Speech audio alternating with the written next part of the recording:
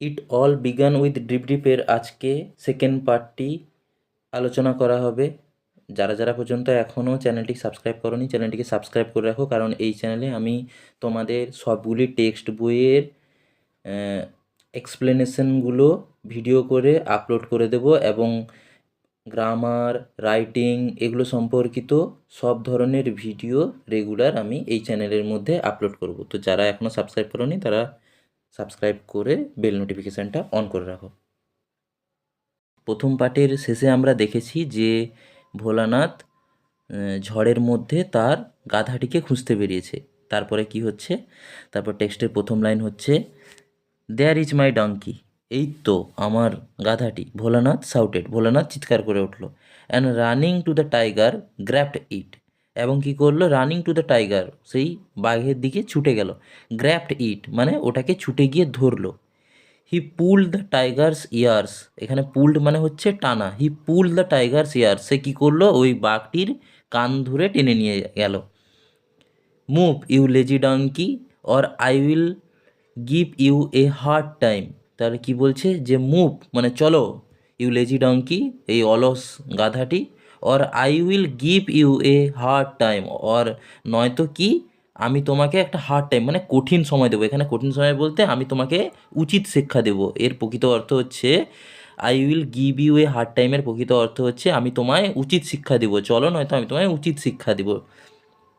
The tiger was very frighten, এবারে বাঘটা কী হলো, খুবই ভয় পেয়ে গেল। কেন ভয় পেল, this must be the terrible drip drip he thought, তাহলে এই বাঘটা কী ভাবলো, this must be the terrible drip drip, এটাই মনে হয় সেই ভয়ানক drip drip.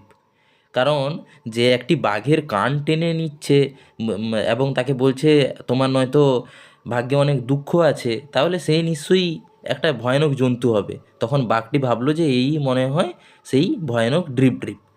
Bholenath drag the tiger home, তাহলে ভোলেনাথ কী করলো, ড্র্যাগ দ্য টাইগার হোম, সে বাঘটিকে টেনে টেনে কী করলো, তার বাড়ি নিয়ে গেল। And kept him tight by a sturdy rope to a tree near his heart, এবং কী করলো, অ্যান্ড কিপ হিম টাইট, এবং তাকে একটা বাঁধলো কিসে, বাই এ স্টাডি রোপ, একটি শক্ত দড়ি, স্টাডি মানে হচ্ছে শক্ত, স্ট্রং, রোপ মানে হচ্ছে দড়ি, একটি শক্ত দড়ির সাহায্যে তাকে বাঁধলো। To a tree near his hut, তার বাড়ির কাছে একটা গাছে তাকে একটা শক্ত দড়ি দিয়ে বাঁধলো, যাতে আর ঝড় হলে যাতে সে না আর পালিয়ে যেতে পারে। ইন দ্য মর্নিং, ঠিক আছে, এরপরে কি, ইন দ্য মর্নিং ভোলানাথস ওয়াইফ, তারপরের দিন সকালে ভোলানাথের বউ ডিসকভার্ড, আবিষ্কার করলো কি, the tiger tied to the tree and screamed in fear, একটি বাঘ কি আছে, টাইড টু দ্য ট্রি গাছে বাঁধা আছে, অ্যান্ড স্ক্রিমড ইন ফিয়ার, এবং সে কি ভয়ে কাঁপছে। ঠিক আছে, হিয়ারিং হার, তার এই মানে চিৎকার শুনে, দ্য নেইবার্স কাম, নেইবার্স মানে হচ্ছে পাড়া প্রতিবেশী, ঠিক আছে, তার এই চিৎকার শুনে কী হলো, the neighbours came running out of their hearts, কী হলো, তাদের যে যার বাড়ি থেকে ছুটে বেরিয়ে এলো, বাইরে বেরিয়ে এলো। ভোলেনাথ ওয়াজ স্লিপিং, ভোলেনাথ কী করছিল, তখন ঘুমিয়েছিল। হি কেম আউট টু, সেও সেই চিৎকার শুনে বাইরে বেরিয়ে এলো।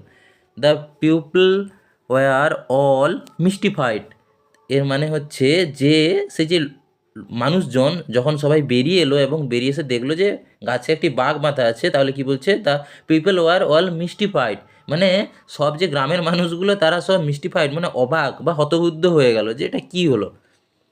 হু tied the tiger to the tree, কে এই বাঘটাকে গাছের সঙ্গে বাঁধলো, দে আক্স, তারা জিজ্ঞাসা করলো। এ নেইবার সেট, তাদেরই মধ্যে একজন প্রতিবেশী বলল, I think Bholanath can tell us, আমার মনে হয় ভোলানাথ ক্যান টেল আস, ভোলানাথই আমাদেরকে এটা বলতে পারে। I saw him last night, আমি তাকে আগের দিন রাত্রে দেখেছিলাম, dragging an animal through the storm, কী করছিল, ড্র্যাগিং মানে টেনে টেনে নিয়ে আসছিল, অ্যান অ্যানিম্যাল একটা জন্তুকে, থ্রু দ্য স্টর্ম এই ঝড়ের মধ্যেই।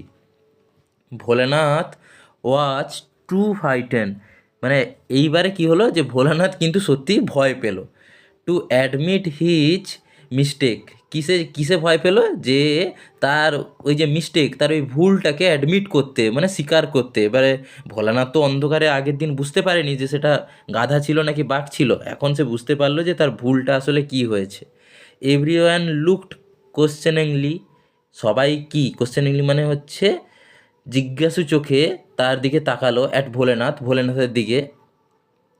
ইন দ্য মেন টাইম, এই সময় কি হলো, দ্য টাইগার ডিস্টার্ব, ওই যে বাঘটা সে খুবই বিরক্ত অনুভব করলো অ্যান্ড কনফিউজড, এবং বিভ্রান্ত হলো যে কি হচ্ছে ব্যাপারটা, বাই অল দ্য পিপল, এইসব মানুষদের দিকে দেখে, ঠিক আছে। He chewed through the rope, সে কী করলো, ওই যে দড়িটাকে চিবিয়ে কেটে ফেললো। It ran away to the jungle, এবারে সে কী করলো, র্যান অ্যাওয়ে মানে ছুটে পালিয়ে গেল, কোথায়, জঙ্গলের মধ্যে। দ্য ভিলেজার্স ওয়ার রিলিভড, এবারে যে গ্রামের মানুষগুলো তারা একটু স্বস্তি পেলো বা অব্যাহতি পেলো, ঠিক আছে, রিলিফ, শান্তি পেলো যে বাঘটা এবারে চলে গিয়েছে, আর কোনো বিপদ নেই। Bholanath now saw an opportunity to brag, এবারে ভোলানাথ দেখলো যে স অ্যান অপরচুনিটি, একটা কি আছে, একটা সুযোগ আছে, অপরচুনিটি মানে হচ্ছে সুযোগ, টু ব্র্যাক, ব্র্যাক মানে হচ্ছে বড়াই করা, BRAG, ব্র্যাক মানে হচ্ছে বড়াই করা। এবারে ভোলানাথ যখন দেখলো যে বাঘটা চলে গিয়েছে, এবার সে দেখলো একটা সুযোগ আছে, নিজেকে একটু বড়াই করতে হবে, নিজের সাহসিকতার। ইট ইজ আই, এটা হলাম আমি, who captured the tiger last night, যে আগের দিন রাতে এই বাঘটাকে ধরেছে। I even pulled its ears, আমি এমনকি তার কান ধরেও টেনে নিয়ে এসেছি। ভোলানাথ অ্যানাউন্স প্রাউডলি, ভোলানাথ কী করলো, অ্যানাউন্স করলো, ঘোষণা করলো, প্রাউডলি, গর্বের সঙ্গে। Everyone marvelled at his bravery, সবাই কি হলো, মার্বেল, আশ্চর্য হয়ে গেল, অ্যাট হিজ ব্রেভারি মানে তার এই সাহসিকতা দেখে, একটা বাঘকে যে কান ধরে টেনে আনতে পারে সে তো একজন সাহসী বীর পুরুষই হতে পারে, তাই সবাই কি হলো, আশ্চর্য হয়ে গেল যে ভোলানাথ তাহলে এমন সাহসী মানুষ। Soon the news of Bholanath's bravery reach the king, soon the news মানে খুব তাড়াতাড়ি এই খবরটি, মানে কি খবরটি, ভোলানাথের ব্রেভারি মানে সাহসিকতার খবরটি, রিচ দ্য কিং, কোথায় পৌঁছলো, রাজার কানের কাছে, মানে রাজার কাছে পৌঁছে গেল খবরটা আর কি। The king was highly impressed, রাজা কিন্তু দারুণ খুশি, মানে তার যে রাজত্বের মধ্যে তার যে মানে কি এই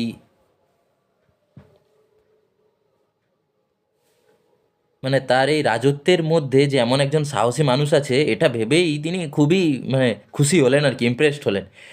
হি made Bholanath the commander in chief of the king's army, তিনি কি করলেন, তার যে কিংস আর্মি মানে তার নিজের যে বাহিনী, রাজার বাহিনী, সেখানে কি করলেন, ভোলানাথকে কমান্ডার ইন চিফ, সেনাপতির প্রধান হিসাবে নিযুক্ত করলেন।